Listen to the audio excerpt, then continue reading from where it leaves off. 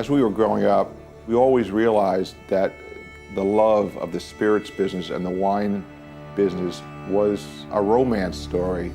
It was a story about brands, it was a story about people, it was a story about places. And these are living things and living stories with people that just capture your imagination.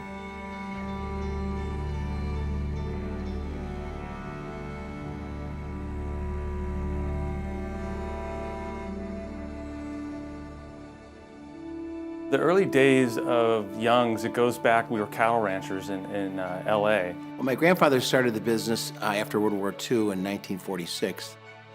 And if there's one thing I think they would pass on is your word is your bond. Any of it, my grandfather, father, myself, or my kids, if they give you their word, you can take it to the bank. We started in 1933 at the crack of Prohibition repeal.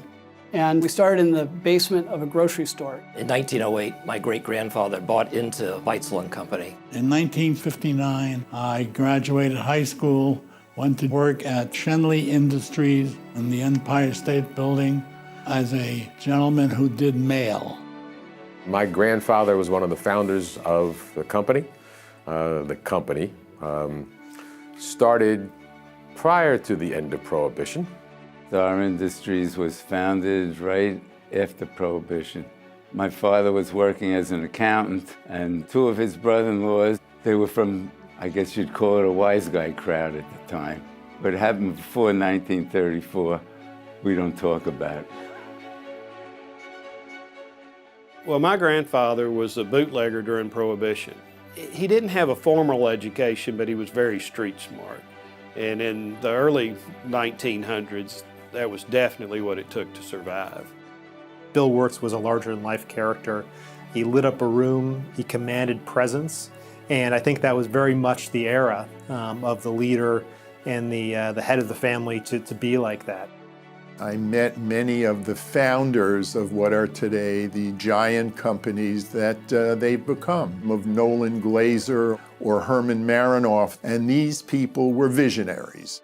They were people who recognized the value of the service they were providing, and they built an industry.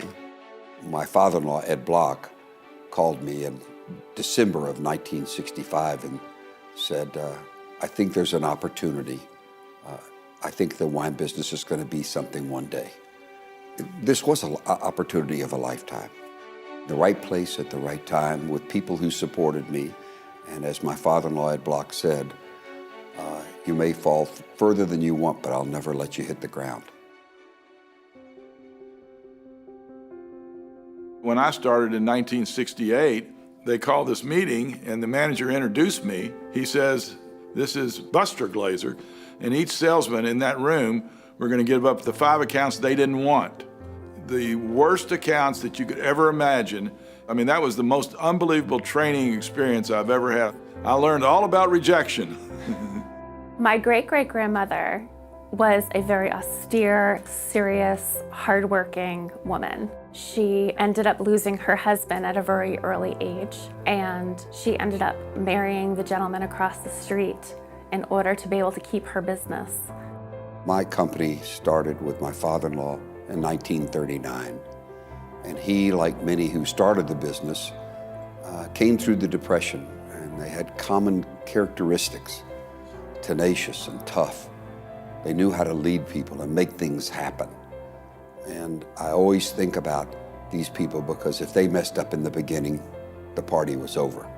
If we mess up today, it's not quite as disastrous. In 1978, I was 28 years old.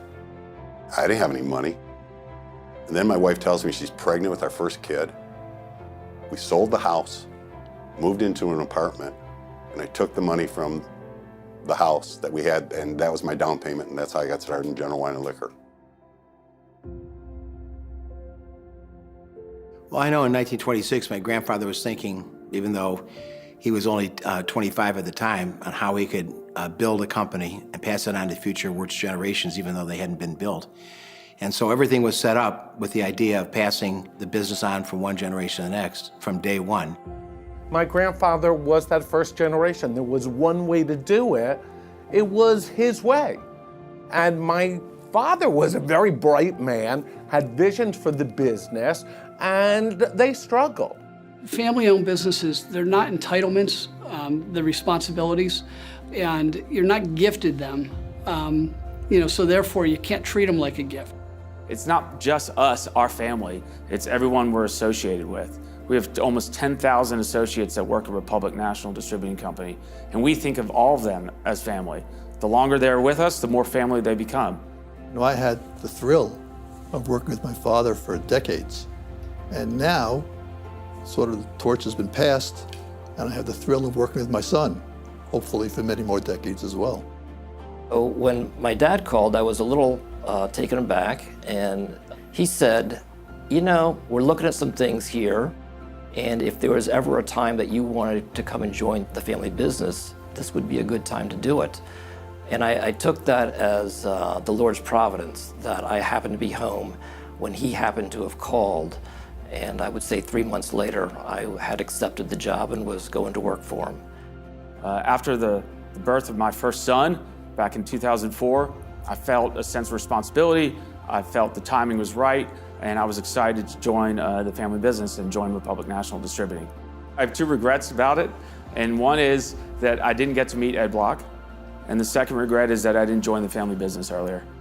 When I came into the business, I started on the bottom. I started working on the trucks. I had the opportunity as a child to work in the business in the summers, so I did everything. I worked in the warehouse, I drove a tow motor, I drove a truck. I was very young in the summers. I'd go to the office with my dad and climb around on the boxes and play in the warehouse. I've always worked there. And I always loved the business. To me, there was nothing greater than being in a family business. Many of our employees have been there 10, 15, 20, 30 years. It's more than just growing a business. It is growing a legacy. Think about all the jobs we've created. Think about the lives we've created. I've got kids of employees that now work for me. That's what makes me most proud.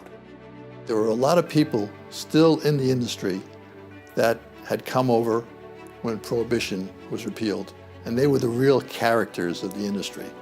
They had a lot of personality and a lot of gumption, and they made things very interesting. They had great stories. You obviously feel a tremendous responsibility to continue the legacy. I'm very humbled by our past. The fact that we've survived 5 generations, it's a lot of responsibility that I have, but it's tremendous history that I'm very proud of. The greatest thing about a family business is that I know that my grandfather looks down on us today and is proud. These are our stories. These are the stories of incredible families. They're stories about perseverance, grit, and determination. So in this, our 75th anniversary, let's take a moment to acknowledge those that had the vision to get us where we are today.